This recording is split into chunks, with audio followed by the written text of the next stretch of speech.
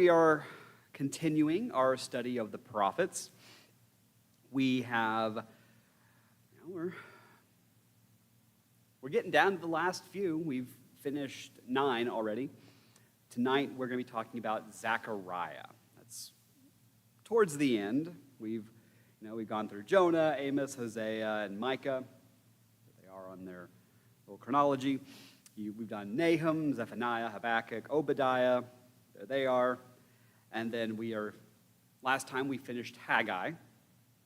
And so today we're going to talk about Zechariah. Now it begins in the 8th month in the 2nd year of Darius. And this lets us know that we are in either October or maybe November of 520 BC. Now, the reason why we're not sure which month is because we're based on a solar calendar, so our months are pretty much set, whereas the Jews are based on a lunar calendar. Also, we assume that they're using the Jewish calendar, but I guess it's possible they're not. So, October, November, so the end of 520 BC. Haggai said that it was also written in the 2nd year of King Darius, so that's also 520. In fact, Haggai and Zechariah both give us multiple dates throughout their book. And because of that, we can actually map out the various major sections of their book. So Haggai, he's got his 4 sermons in August of 520, September of 520, October, and then December, so all roughly in the same year. Zechariah, we have 3 dates, one in 520, one in 519, and one in 518. Also, we will get the official date for the dedication of the new temple in Ezra 6. So we can see that there are all of these, the 2 prophets, as well as the major event that we're building up to, which is the restoration and rebuilding of the temple, are all within about 5 years of each other. So this is all kind of crammed on top of each other. Which is why on my relative timeline, we've got Haggai, Zechariah together, and they're both talking about the rebuilding of God's house, although we'll get to the nuances there. And in our official timeline, I have Haggai and Zechariah just on top of each other because they're both ministering at the same time during Ezra's period. And here we've got the bigger timeline. You can see Haggai and Zechariah are together. They both come back with Ezra in 539, and they have both ministered during this rebuilding period, which will again culminate in the restoration of the temple in 516 and the dedication in 515. So, I've also pointed out multiple times that Haggai and Zechariah are both fixated on the rebuilding of God's house, although I think that they play with that term a little bit. Zechariah is very much fixated on the restoration of the temple, although there's nuance even there. Whereas Haggai, I think, is actually talking about the Davidic monarchy. He wants the rebuilding of the kingship, which will be done through Zerubbabel. He's also going to be important in this book. But Zechariah is interested not just in the rebuilding of the temple, but in the restoration of the priesthood. So we have the kingly authority with Haggai, and now we're talking about the priestly authority with Zechariah. So even though they're both technically about the rebuilding of God's house, they're going to go in different directions. So, with all of that kind of in the background, we are now starting our study on Zechariah. Now, the book is deceptively long. 14 chapters seems like a longer book. The chapters are rather short. And the book is generally split up into 3 major sections. You have the first section, which are his 8 visions. You have the second section, which are his sort of 4 little sermonettes. And then you have his 2 oracles, his 2 kind of pronouncements of judgment. And they're all, again, they're kind of spread out, but they're not very even, right? You got the 8 visions roughly in the first 6 chapters. You got the oracles in the last 5 chapters. So it's not an even spread. But for tonight, we're going to focus on the visions. Again, they're not particularly long chapters, so we're going to try and cover all of them. But it begins. In the 8th month, in the 2nd year of Darius, which puts us again, October, November of 520 BC, the word of the Lord came to the prophet Zechariah, son of Berechiah, son of Iddo. Now, this is helpful. It's good when we get this. It makes you frustrated that more prophets can't begin this way. Because right off the bat, we're given context. This is during the time of Darius. So we're in the Persian period, not the Babylonian, not the Assyrian. We're in the Persian period. We are given a year, the second year of Darius. So we know we're in 520 BC. Again, different calendars, so the month's a little shaky, but 520 BC. And we have the prophet's genealogy.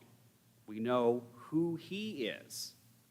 And this is good genealogy, because sometimes you get so-and-so, son of so-and-so, like we have no idea who these people are.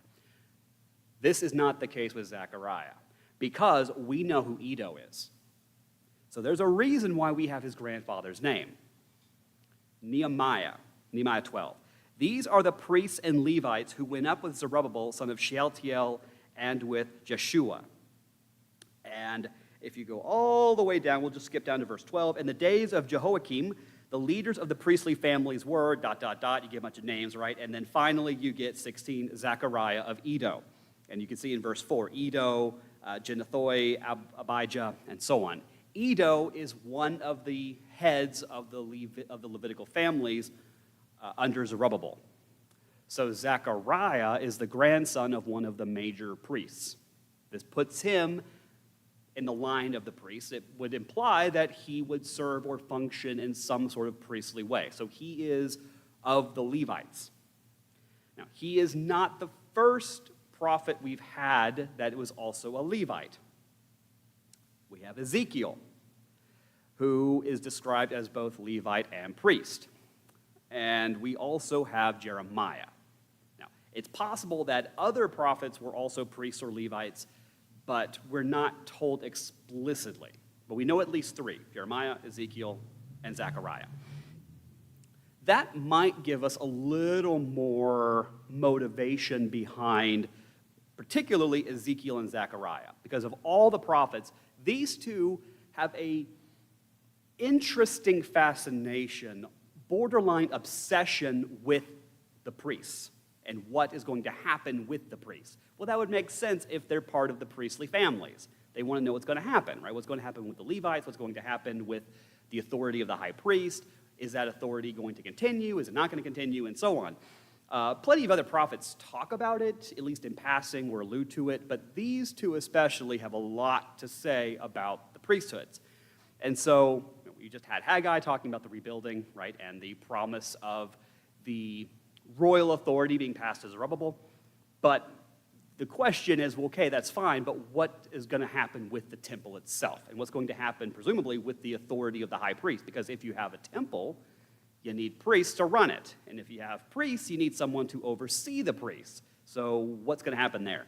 That's where Zechariah comes in. So verse 2. The Lord was extremely angry. What else is new? With your ancestors. So tell the people, this is what the Lord of hosts says. Return to me. This is the declaration of the Lord of hosts, and I will return to you, says the Lord of hosts. This is a rather famous verse. And we often forget that it comes from Zechariah.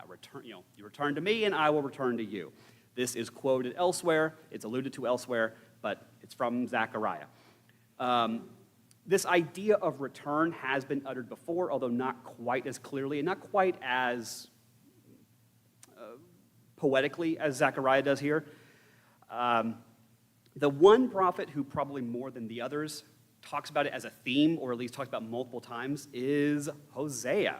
So in Hosea 14, Israel, return to Yahweh your God, for you have stumbled in your sin. Take words of repentance with you and return to the Lord. In fact, all throughout the book, there's this idea of return.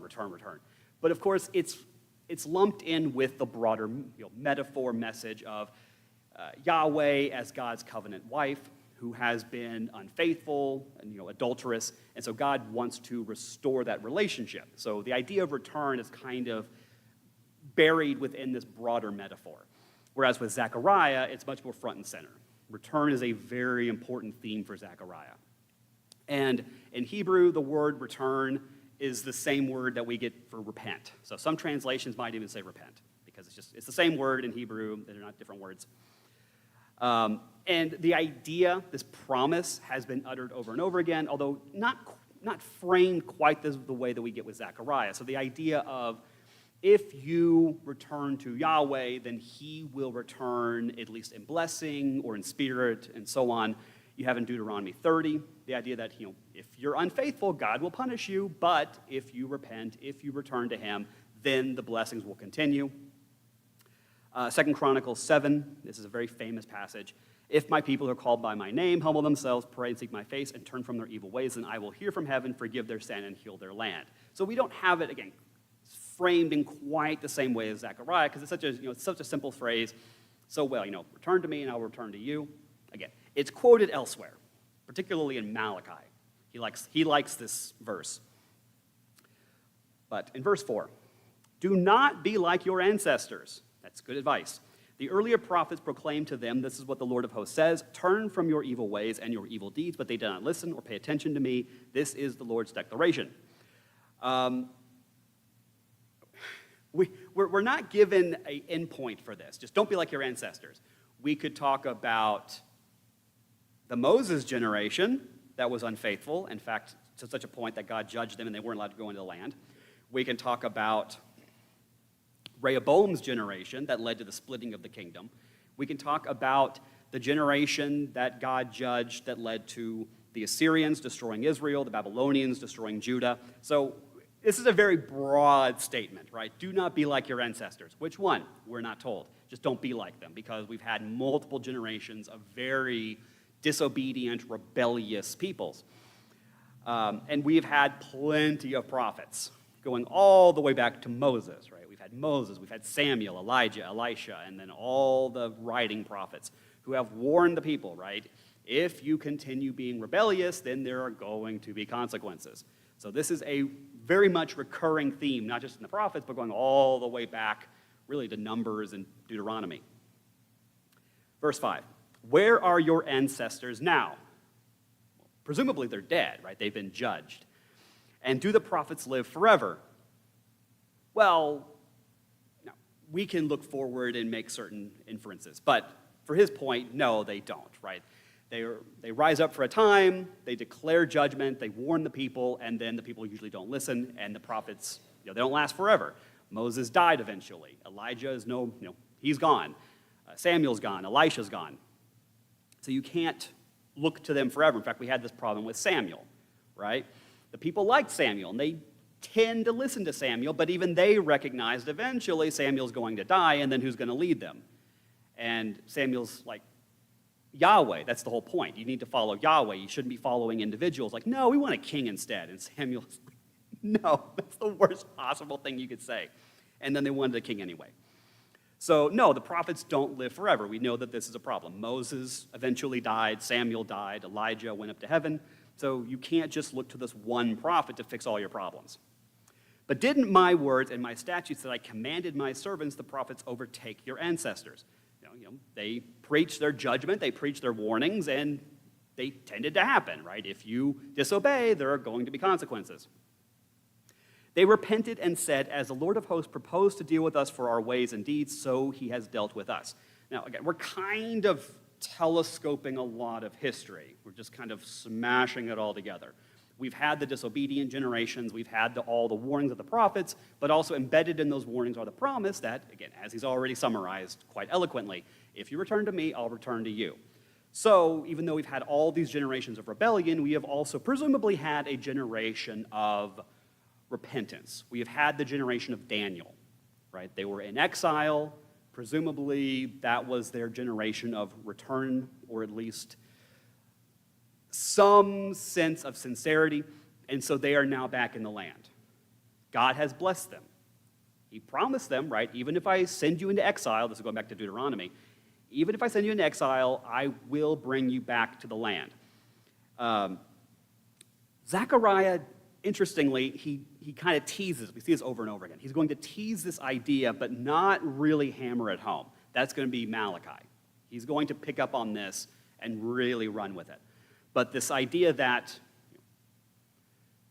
look to the past, right? You've had those ancestors, those generations that were disobedient, and what happened? They were punished. And then you had those generations that were obedient. And what happened? They were blessed. There are generations, I know they're rare, but there are generations that were rather obedient. You have the Samuel generation. And what they do with all of that? They established a monarchy and turned to Saul. And you had the Daniel generation. And what led to that? They're now back in the land. So there are good generations that God has blessed.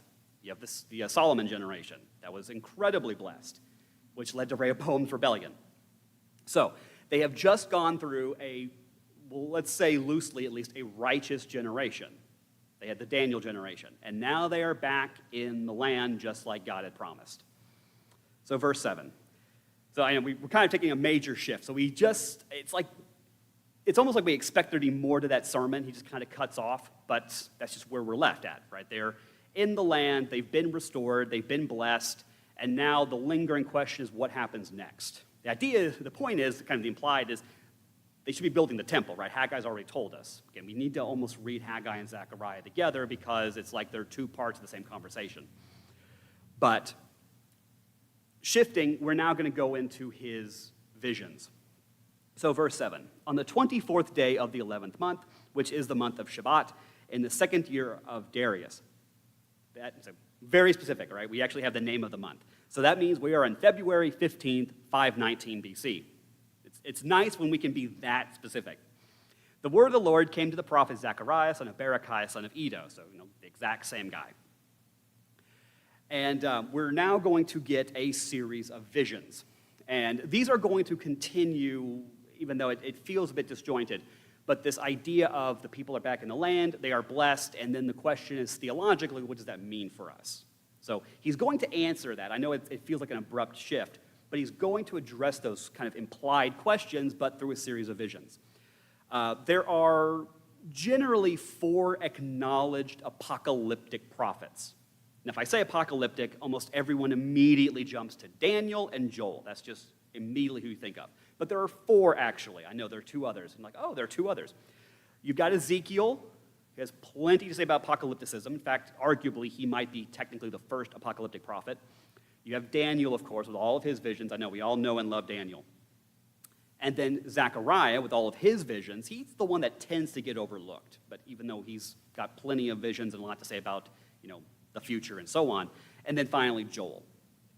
We all know Joel. So we've got the 4 apocalyptic prophets.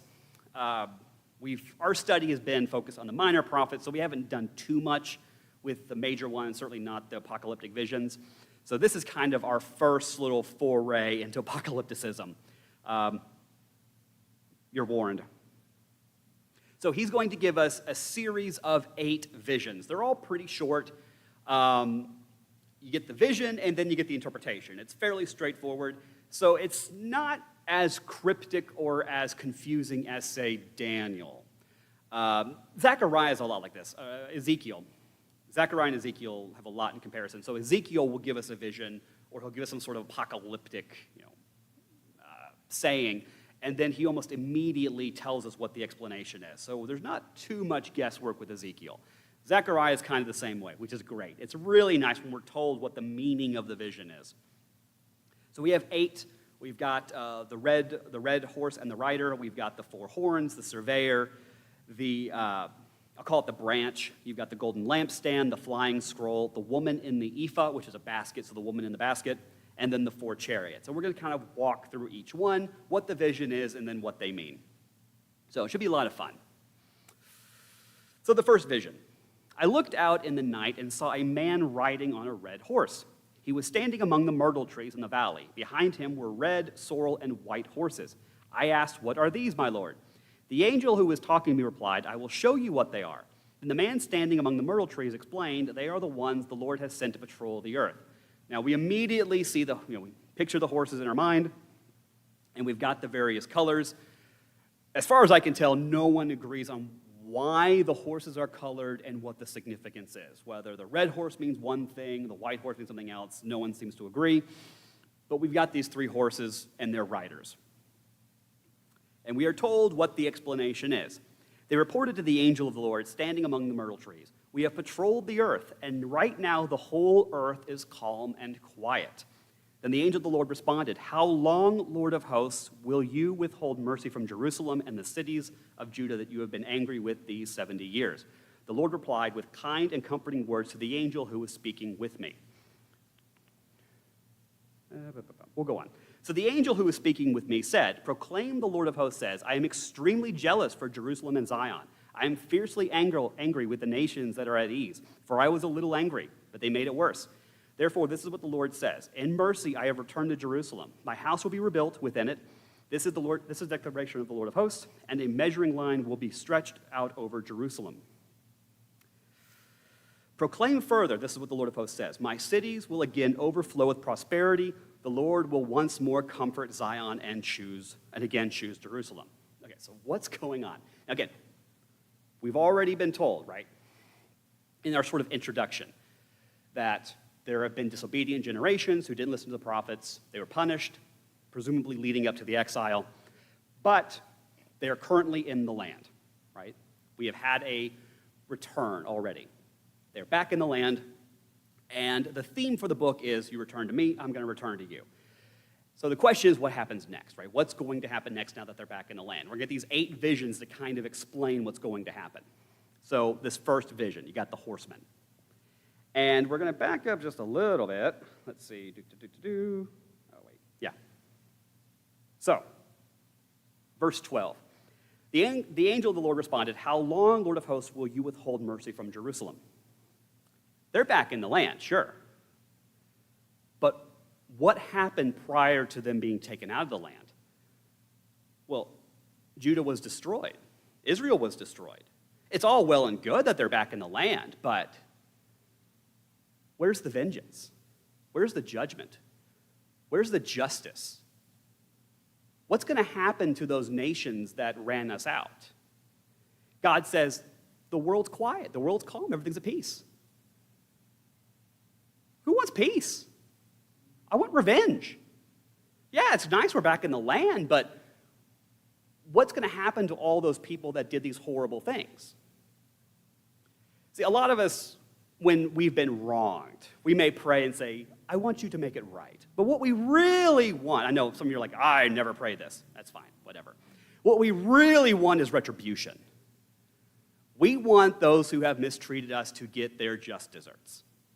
So yes, they've been blessed. That's great. We have our land back. God is blessing us. That's wonderful. But what's going to happen to all the evil people?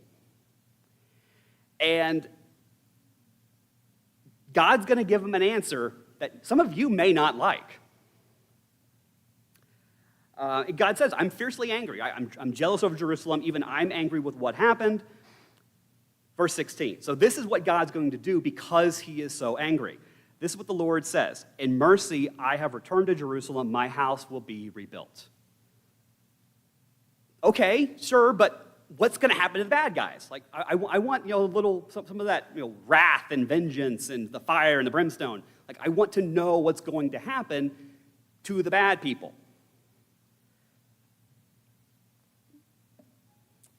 My cities will again overflow with prosperity. This is all just blessing. This is all just God promising he's going to bless his people. Where's the vengeance? I want to know what's going to happen to the bad people. And so I don't know how you feel about this guy. I don't really care, but I feel incredibly poignant when explaining this first vision. In the last presidential cycle, I know I just say that now, probably a few of you are already kind of like feeling chills or like having flashbacks. One presidential candidate used the word retribution, which ignited a fury of attention. And what does that mean when he kept saying, let me be your retribution? And the fear, I'll say the fear, was that if this particular person came in power, he was going to weaponize the judicial system against his opponents. He was going to return in kind what had happened, or at least what he perceived had happened to himself. And then in an interview, he said something rather profound. Again, whether or not you like the guy, I don't care. But the statement he gave is rather interesting. So he's asked over and over again, what do you mean by retribution? Because obviously the reporter wants to get him and say something really inflammatory and so on so that we can get on to the next news cycle. And this is what he said. My retribution is going to be success. So here the people are in the land, and they want to know what is God's plan moving forward. And what they really want to know is how is he going to punish his enemies? Now that they're back in the land, now that they've been restored, now that God's back in power, what are you going to do to punish those who hurt us? And God says, I do have a plan. My plan is I'm just going to bless you. And I'm going to bless you so much it's going to make up for all the hurt that happened to you. That doesn't always make us feel better, because that's not always what we want. But this is what Zechariah is telling them. This is what you need to look forward to. Because it can be really hard for us to give up, especially when we feel that we've been mistreated or slighted or whatever. It's very often hard for us to let go of that anger, that hate, that hurt. And here Zechariah is saying, this is what you're going to get, and you need to accept it and move on. Now, this is just vision one. We've got 7 more visions. So, second vision. Then I looked up and saw 4 horns. So I asked the angel who was speaking with me, what are these? And he said to me, these are the horns that scattered Judah, Israel, and Jerusalem. Now, we should already be familiar with the idea of the horns symbolizing the nations and so on. Daniel does this with the 10 horns, the 10 kings, and so on. So, now, what exactly these horns represent, he doesn't tell us. One probably represents Assyria, one probably represents Babylon, one may represent the Medes, one may represent Egypt. It's just not clear. We're not told. But there are 4 horns to represent the 4 nations that have attacked and destroyed Israel and Judah. Okay, so we've already had the first vision about God promising success and so on, but there's still that lingering problem. What's going to happen with judgment, right? What's going to happen to the enemies? What's going to happen to these evil nations? So here we get the second vision, right? Verse 20. Then the Lord showed me 4 craftsmen. I asked, what are they coming to do? He replied, these are the horns that scattered Judah, so no one could raise his head. These craftsmen have come to terrify them, to cut off the horns of the nations that raise their horns against the land of Judah, to scatter them. These horns don't exist anymore. The horns have the enemy will say, have already been dehorned. They've been defanged. So assuming that we're talking about Assyria, Babylon, Egypt, Mede, or whatever, these are the nations that attacked Israel and Judah. They're the ones who caused all these problems. But as we've already established, this is during the time of Darius. This is during the Persian Empire. Those nations don't exist. There is no Assyria anymore. There's no Babylon anymore. There's no Medes anymore. There's no Egypt anymore. Egypt's been gone for a while. So if you're holding on to this anger, this hatred for the Assyrians or the Babylonians, they don't even exist. The nation's gone, the people's gone. So what's the point? Why hold on to that anger? Why hold on to that hate when the retribution is you still exist. You are still here. You are still my people, and they're gone. So you're holding on to something that doesn't even matter anymore. Yet we still hold on to our hatred, don't we? The third vision. I looked up and saw a man with a measuring line in his hand. I asked, where are you going? He answered me, to measure Jerusalem to determine its width and length. Now this feels oddly familiar, right? We've already seen, or we've already had a vision of an angelic figure going around and measuring the walls, measuring the city. That was back in Amos. Now, with that case, we had a sort of builder, contractor, whatever, and he was surveying because he was determining whether or not the city deserved to still stand. And the judgment was no, it needs to be demolished. This is someone who's surveying to rebuild. So we are on the other side of this vision. Verse 3, then the angel who was speaking with me went out, and another angel went out to meet him. He said to him, run and tell this young man, Jerusalem will be inhabited without walls because of the number of people and livestock in it. The declaration of the Lord, I will be a wall of fire around it, and I will be the glory within it. So he's measuring the city to rebuild it.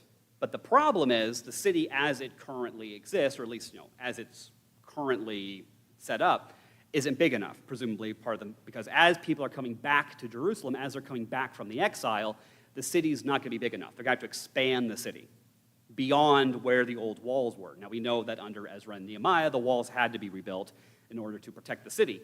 But in this, again, we're borderline apocryphal, right? So in this eschatological future version of Jerusalem, as we've already seen with like Ezekiel, the new Jerusalem is going to be much larger than the old one.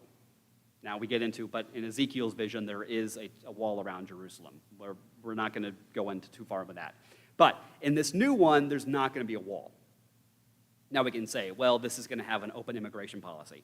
Well, not exactly, because Yahweh himself will protect it, right? They don't need a physical wall because Yahweh will be the wall. He will protect the city. They won't need one from the enemies of that time.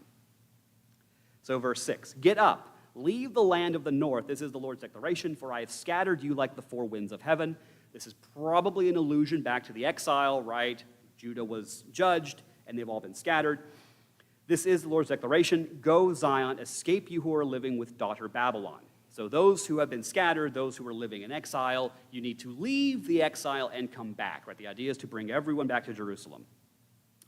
The daughter Babylon, we don't see that phrase too often. Most notably, Isaiah uses it in contrast to daughter Zion. So you got daughter Zion and then daughter Babylon.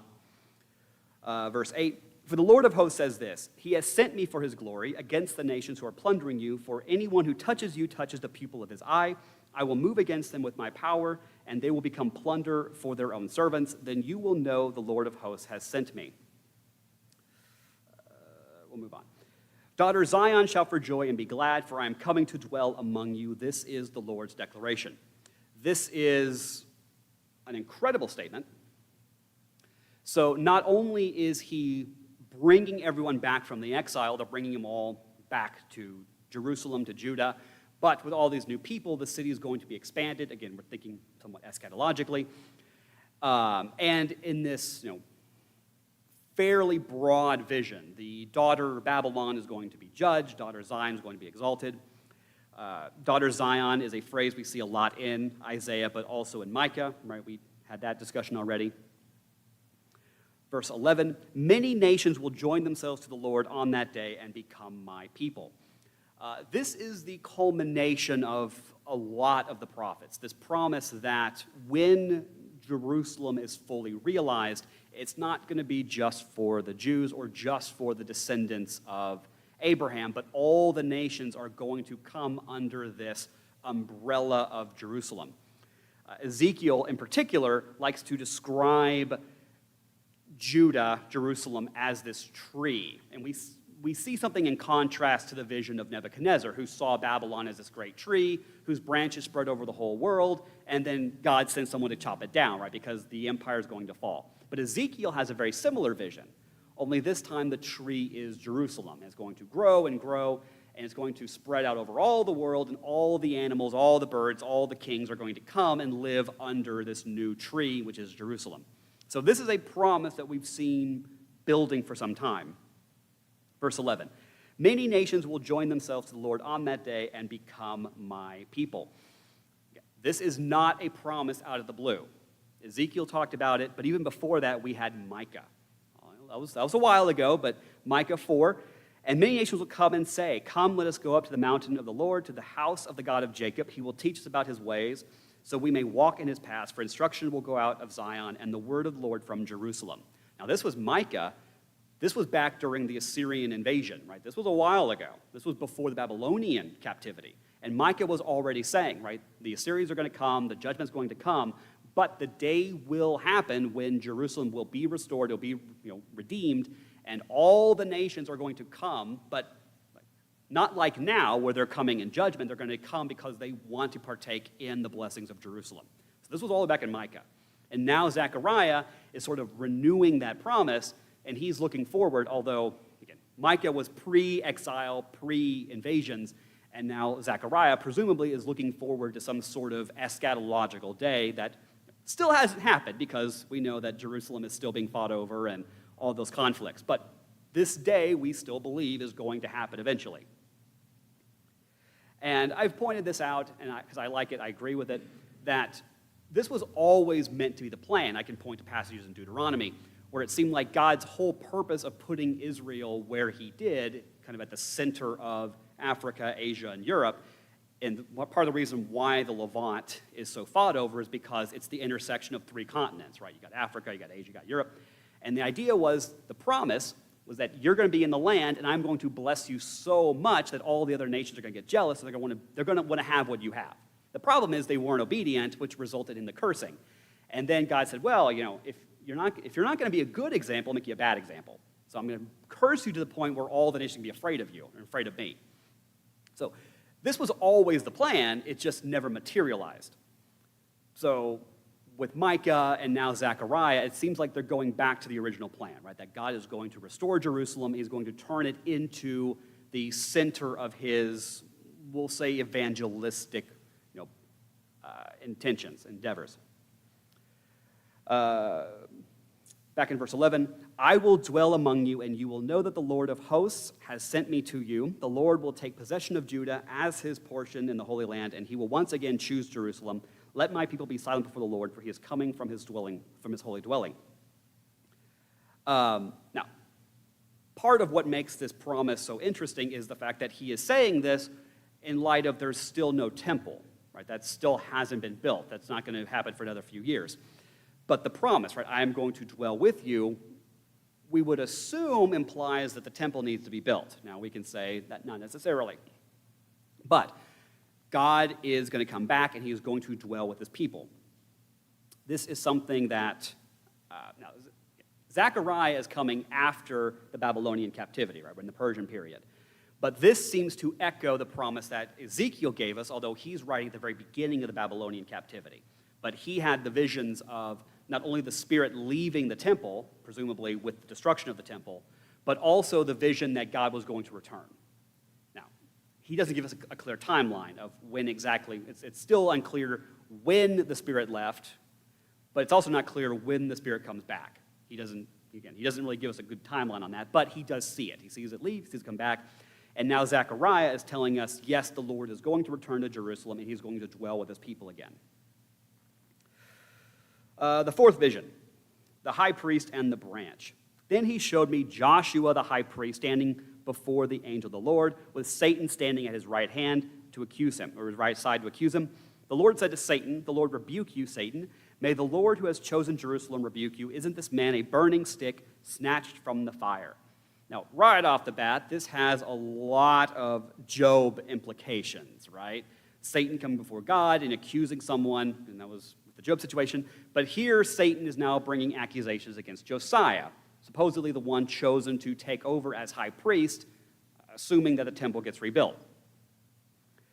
So in verse 3, now Josiah was dressed with filthy clothes as he stood before the angel. So the angel of the Lord spoke to those standing before him, take off his filthy clothes, and he said to him, see, I have removed your guilt from you, and I will clothe you with splendid robes.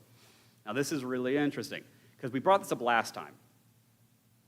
Haggai has a whole section in chapter 2 where he has all these hypotheticals, right? Basically, if something is dirty, then if something clean touches what is dirty, does the dirty thing become clean? The answer is no. If a clean thing touches a dirty thing, then the clean becomes unclean. And he doesn't really go anywhere with this other than the obvious. What is unclean doesn't become clean by coming into contact with what is clean. If Joshua is going to take over as high priest, if he is going to act as God's instrument in cleansing the temple and by extension cleansing Jerusalem, he has to be cleansed, right? Because someone who is unclean can't cleanse something that's unclean. It doesn't work that way. Okay. Haggai kind of teases this, but he doesn't explain it to us, certainly not in any good detail. And other prophets have talked about this, but also not given us any good answers. And even now, we're not getting the answer. That's going to come a little later. Just gotta stick with me. But if Joshua has been chosen to act as the cleansing agent, he has to first be cleansed. So when does that happen? We get the vision. So in order for him to be high priest, he must first be prepared, cleaned, and so on. And this is that moment. He is having his, symbolically, we could say, his dirty clothes, but he is being cleansed spiritually, ritualistically, and so on, so that he can take over and act as the high priest. And then once he is prepared, then he can go about cleansing, again, the temple, and finally the people in the city, acting on God's behalf. But again, that can't happen until you've got a high priest, because it's kind of important. They need a high priest. So verse 5, then I said, let them put a clean turban on his head. So a clean turban was placed on his head, and they clothed him in garments while the angel of the Lord was standing nearby. Then the angel of the Lord charged Joshua, this is what the Lord of hosts says, if you walk in my ways and keep my instructions, you will both rule my house and take care of my courts. I will also grant you access among those who are standing here. Now, we already have Zerubbabel, who has been promised the authority of kingship. Now we have the restoration or the cleansing of the high priest and the promise that he is going to rule, presumably alongside Zerubbabel, but it doesn't really say that. We already had the promise of the reinstallation of the high priest with Ezekiel. So we were promised that one of Zadok was going to take over. Now, because we've got a bit of a disconnect, this does create a small problem, which is if we have the reinstitution of the temple, the sacrifices, and the priesthood, and we have a high priest that goes through the line of Zadok, because we had the Abiathar line, we had the Zadok line, we had the Aaronic line, all part of the Levitical line. This creates a bit of a problem because, as we know from Hebrews, Christ is not from the Levitical line. He is a different high priest, different kind of high priest. So how do we jump from the Zadok line to the Melchizedekian line? I think Malachi gives us the answer, but that's going to be a little later. But for now, at least, we have a high priest, or at least we have someone chosen to act as high priest once the temple has been rebuilt. So verse 8. Listen, Joshua, the high priest, you and your colleagues sitting before you. Indeed, these men are a sign that I'm about to bring my servant, the branch. Notice the stone I've set before Joshua. On that one stone are 7 eyes. I will engrave an inscription on it. This is the declaration of the Lord of hosts. And I will take away the guilt of this land in a single day. On that day, each of you will invite his neighbor to sit under his vine and fig tree. This is the declaration of the Lord. So, notice that we have not only the promise of the cleansing of the high priest and the establishment of a new priesthood, but we also have the promise that God is going to remove the guilt of Judah. So this is something that's been alluded to, it's been described, it's been anticipated, even before Ezekiel, and now it seems like this is going to start being enacted.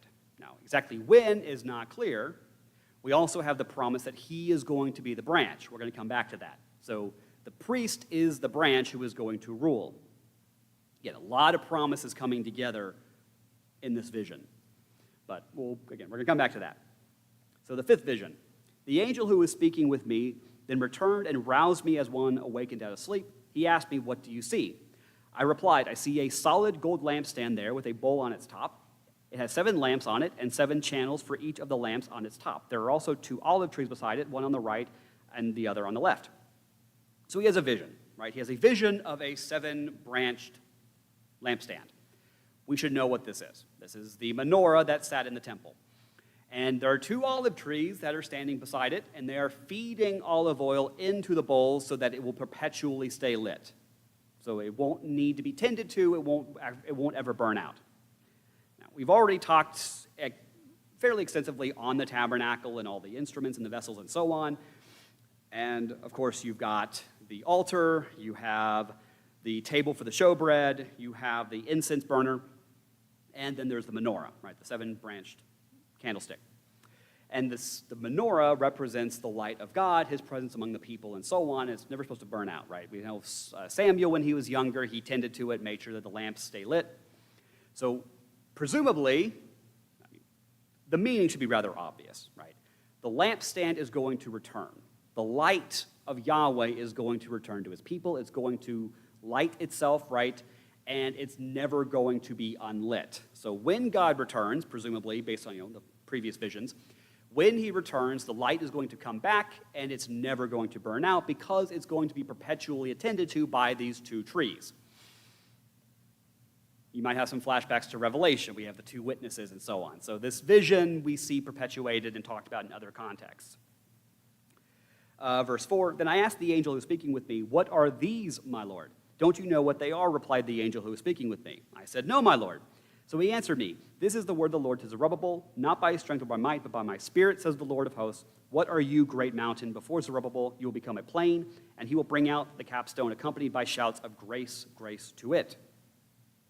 Now again, we've already had Zerubbabel talked about. He is the grandson of Jehoiakim. He is the one who has been given the authority to rule. We talked about Haggai last time, right, that he is the new signet ring. He is going to be the one who will rule over Judah, at least his line is established. So in verse 8, then the word of the Lord came to me, Zerubbabel's hands have laid the foundation of this house, and his hands will complete it. Then you will know that the Lord of hosts has sent me to you, for who scorns the day of small things? The 7 eyes of the Lord, which scan throughout the whole earth, will rejoice when they see the plumb line in Zerubbabel's hand. I asked him, what are the 2 olive trees on the right and left of the lampstand? And I questioned him further, what are the 2 olive branches beside the 2 gold conduits from which golden oil pours out? Yeah. Then he inquired, don't you know what these are? No, my Lord, I replied. These are the 2 anointed ones, he said, who stand by the Lord of the whole earth. He seems to toy the answer without actually giving it, but the answer seems rather obvious because we've just had fairly extensive discussion of the 2 rather most important people in this book. You have Joshua, the high priest, who is going to be consecrated and going to dedicate the temple. He's going to serve Yahweh as, again, the new high priest and lead the priests. And then you have Zerubbabel, who is going to restore the Davidic dynasty and is going to rule in that capacity. So you have the restoration of the political party, right, the monarchy and so on, and then you have the priestly authority being realized through Joshua. So it seems as though, like we're just supposed to obviously make the connection, that these 2 olive trees are going to be Zerubbabel, the new king, and the new line of kings, and the other is going to be Joshua and the new line of priests. And they're going to tend the menorah, and because they're going to work together, the menorah will never burn out. Chapter 5. I looked up again and saw a flying scroll. What do you see, he asked me. I see a flying scroll, I replied, 30 feet long and 15 feet wide. Then he said to me, this is the curse that is going out over the whole land, for every thief will be removed according to what is written on one side, and everyone who swears falsely will be removed according to what was written on the other side. Now, it's easy to gloss over this because this is rather unique. Now, you might go, well, obviously it's unique because it's a flying scroll. Most of us don't see flying scrolls, or at least scrolls. Most of us don't see scrolls anymore. But this is flying. No, what makes this particularly unique is the fact that it's written on both sides, because most scrolls are made from animal skins, and they're treated in a way that the outer side is weathered and will protect itself and so on, and the inner side is treated so that you can write on it. So one side's for writing, the other side's more for protection. This is a double-sided scroll.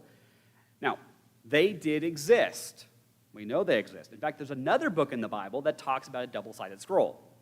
And that is, you guessed it, Ezekiel, because there's so many comparisons between Zechariah and Ezekiel. So in Ezekiel chapter 2, I looked and saw a hand reaching out to me, and there was a written scroll. When he unrolled it before me, it was written on the front and the back. Now, 2-sided scrolls do exist. They're not animal papyrus, or they're not animal skins, they're papyrus scrolls. So these are mostly manufactured in Egypt because you need a material that can be written on both sides. So these aren't animal scrolls. And we do have examples. I was trying to find a good example, and I found this one. It's beautiful, isn't it? But you can see, you've got a papyrus scroll with both sides completely written on. So they do exist, and these were available long before Ezekiel's time. They were known about. Papyrus scrolls don't usually last as long because it's paper as opposed to animal skins, which are much more durable and they will last better. But they do exist. They did make them. Verse 4, I will send it out. This is the declaration of the Lord of hosts. And it will enter the house of the thief and the house of the one who swears falsely by my name. It will stay inside his house and destroy it along with its timbers and stones. So we've already had 5 visions, and we can kind of get the sense of the building. But now we have a vision involving a curse, that God is going to curse. He's going to judge anyone who disobeys him. But we're given something rather specific. There's a particular sin that he's going to start taking very seriously. And it's not just the one who steals or the one who swears or lies or whatever or cheats, but those who misuse his name. So we're going to see a doubling down on that. And we're going to see that with Joel, with Malachi, that he's going to take this very seriously. Now, he's always taken it kind of seriously, but it seems like this is particularly a problem. Of course, with the Ten Commandments, right, the very third commandment is you're supposed to honor the name, not misuse it, not swear by it falsely, and so on. We were told back in Micah 6 that calling out on Yahweh is significant and serious, and you're not supposed to misuse his name. So this has already been talked about. It's already been acknowledged.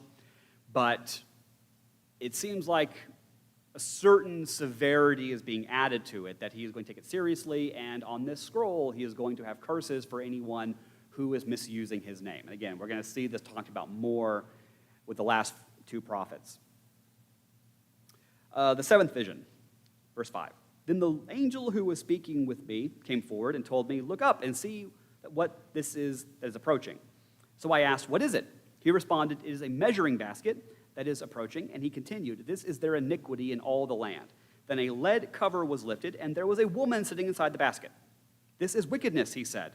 He shoved her down in the basket and pushed the lead weight over its opening. This is almost comical. So you have an ephah, which is not only a measurement, but it's a unit. So it's a very large basket that's used for storing things. And they bring it out, this fairly large basket, and then they remove the lid, and out pops this woman, just in the basket. And obviously this is metaphorical, we could say, symbolic, but the woman represents the iniquity of Israel, Judah, whatever. And so basically in this vision, God is taking all of the iniquity of Judah that is being characterized by this woman, this evil harlot woman, whatever. And he is going to put her in the basket. So all their iniquity is going to be removed and placed in this container. It is then going to be sealed with a stone lid. Verse 9. Then I looked up and saw two women approaching with the wind in their wings. Their wings were like those of a stork, and they lifted up the basket between earth and sky. And I asked the angel who was speaking with me, "Where are they taking the basket?" "To build a shrine for it in the land of Shinar," he told me. "When that is ready, the basket will be placed there on its pedestal." Now, Shinar should ring a bell. Shinar is where the Tower of Babel was. So Babylon, or at least, according to Genesis. So in this vision promise, essentially, God is going to take all of the iniquity of Judah. He is going to put it in this basket. Again, I assume the basket is more symbolic, but he's going to put it all in the basket. He is going to seal it with a stone lid, presumably so that it could not, just pop out again. It's almost like a reverse Pandora's box, right? All the evil, all the wickedness, all of that is going to be shoved down in this basket, resealed, and then he's going to take it far away to the land of Shinar, seal it in some kind of shrine, and we're just going to kind of forget about it. So the iniquity of Israel is going to be removed and placed somewhere far away. The eighth vision. I told you we get through these. I looked up again and saw 4 chariots coming from between 2 mountains, and the mountains were made of bronze. The first chariot had red horses, the second black.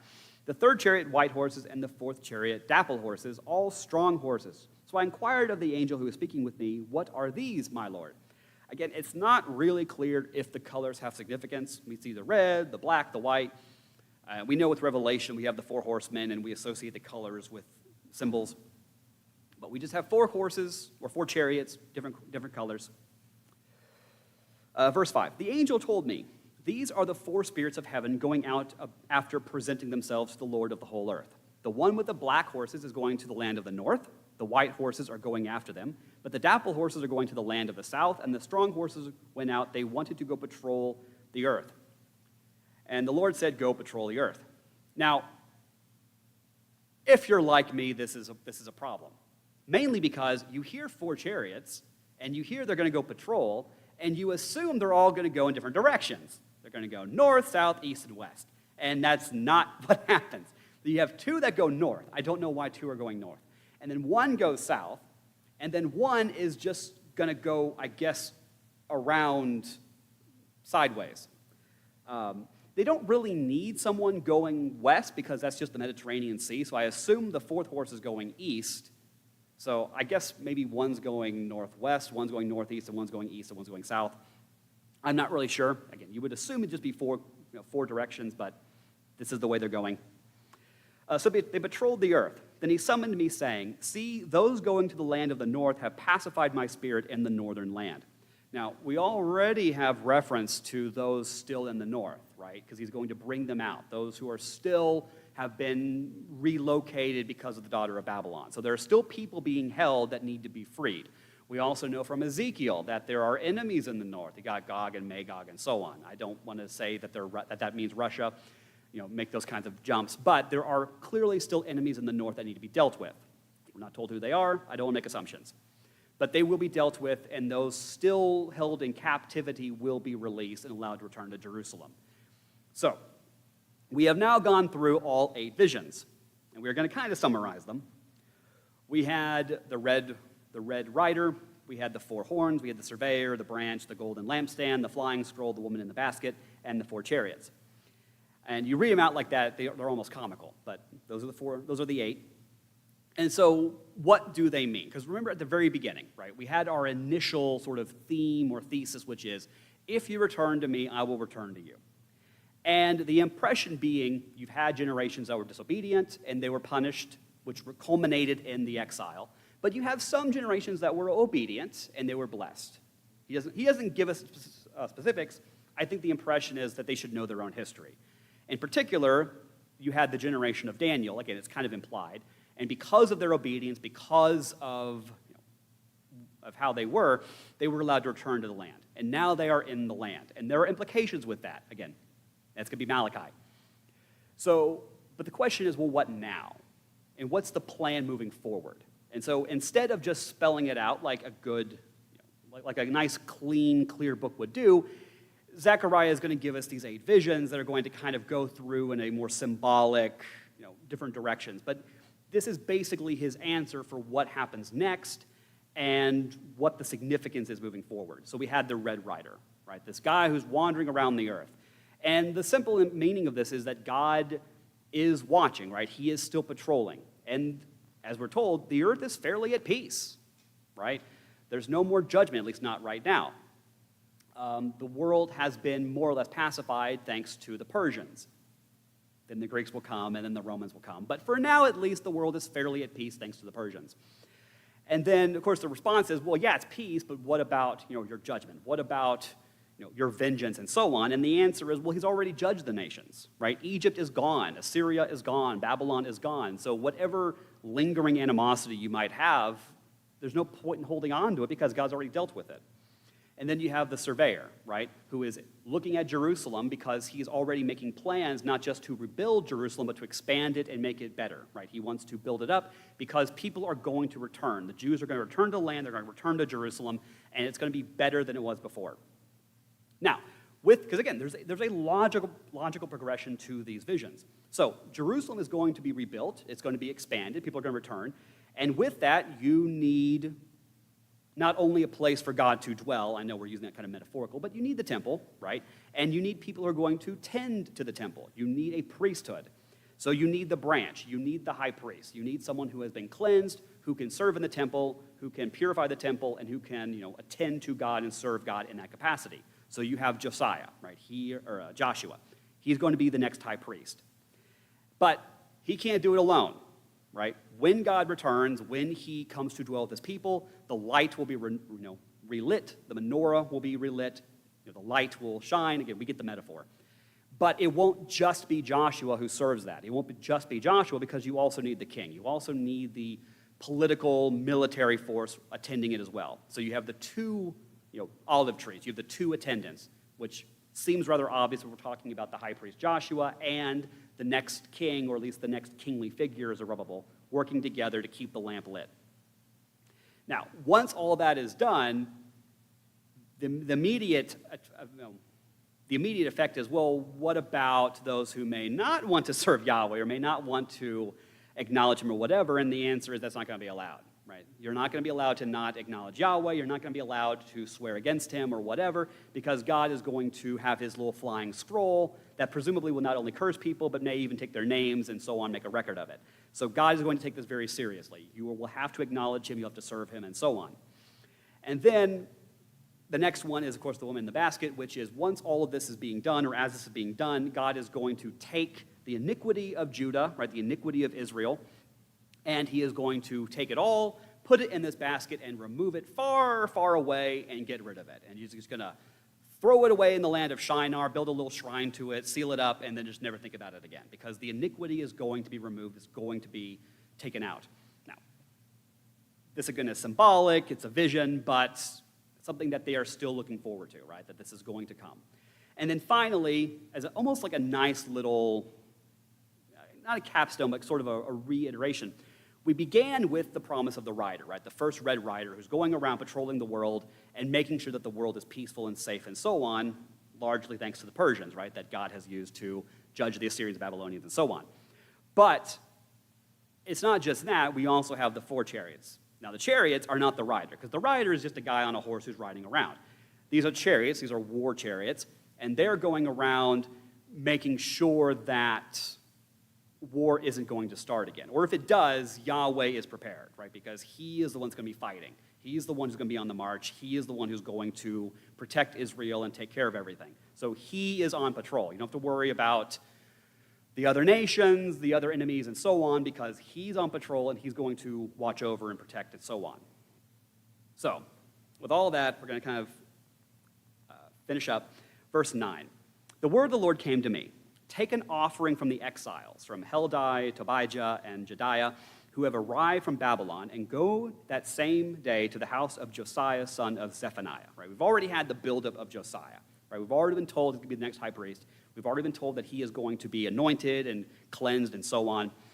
So this seems like we are now out of the visions. And now we are back in more of like a historical narrative. Take silver and gold, make crowns, and place them on the head of Joshua, son of Jehozadak, the high priest. And you are to tell him, this is what the Lord of hosts says. Here is a man whose name is Branch. He will branch out from his place and build the Lord's temple. So we have a man who's going to be anointed as the next high priest. He is symbolically given the name Branch, and he is going to rule, at least spiritually, on Yahweh's behalf. This feels a lot like a prophecy made by another priest, Jeremiah. The days are coming, this is the Lord's declaration, when I will raise up a righteous branch of David. He will reign wisely as king and administer justice and righteousness in the land. In his days, Jews will be saved, and Israel will dwell securely. This is what he will be named, Yahweh, our righteousness. So we've already been told that a branch is going to come and rule on Yahweh's behalf. Now, the thing is, though, this hasn't been fully realized, because this branch that we're talking about, even though in many ways it feels like Jeremiah's prophecy is being fulfilled, he's not a branch of David, and he also is not going to represent the kingship, right? He's a priest, he's from the Levitical line, but it does feel like we are seeing the beginning of Jeremiah's prophecy fulfilled. But we also know that there are still 2 trees, right? You've got the one tree that's represented by the priests and one that's represented by the kingship. So how exactly are we going to have one branch? Because right now we have 2, right? But it seems like Jeremiah is looking forward to the day when there will be one branch who will rule and represent both the righteousness and the kingship. So Zechariah doesn't give us an answer for that, but it does feel like he at least sees in part a fulfillment of this promise, but it's not completely fulfilled yet. So verse 13, yes, he will build the Lord's temple. He will be clothed in splendor and will sit on his throne and rule. There will also be a priest on his throne, and there will be peaceful counsel between the 2 of them. So we have almost like dual ruling. We have a priest and king both sharing the authority and ruling together. How will that work? Usually 2 kings don't work very well. There are not very many examples of this, but we have 2 people kind of sharing the power. The crown will reside in the Lord's temple as a memorial to Heldai, Tobijah, Jediah, and Hin, son of Zephaniah. People who are far off will come and build the Lord's temple, and you will know that the Lord of hosts has sent me to you. This will happen when you fully obey the Lord your God. So it hasn't happened entirely. It will happen, presumably, when they are fully obedient, but we do know that the temple is in the process of being rebuilt. So with that, we will close for tonight. I'll call on Randall. Will you like to close us in prayer?